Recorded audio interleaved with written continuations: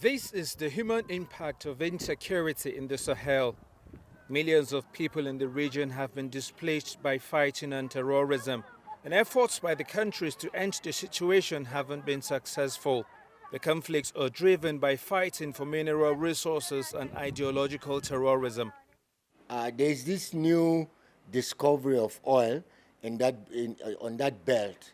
Niger has it now, Chad has it, and then the northern part of Nigeria too are beginning to drill and discover oil in those locations. So the attraction, and then gold also in Zamfara. So mineral resources, the attraction for these two things is what invites the international community, but the international aspect of the influence for the increase in conflicts in those areas.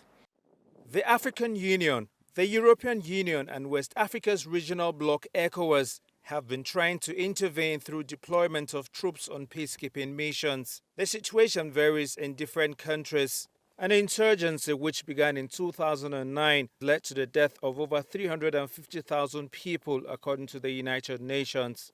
It has spread to countries like Chad and Niger. In Mali, a military junta in 2020 toppled the government after its failure to end an insurgency in the country.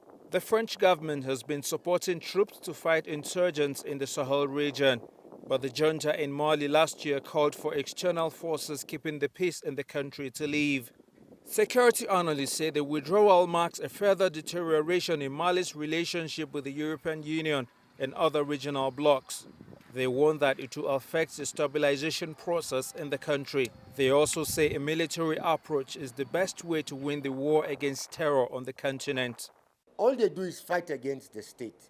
They're not fighting against the state by some debate or by some seminar or by some workshop. They're fighting against the state with ammunition. That's it, with men, with an army, illegal structures. So that's it, by bombings, and so on and so forth. So it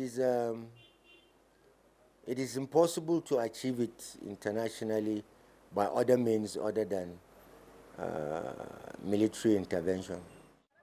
The United Nations says the crisis of increased poverty levels and exposed about 1.7 million people to hunger in Burkina Faso, Chad, Mali, and Niger.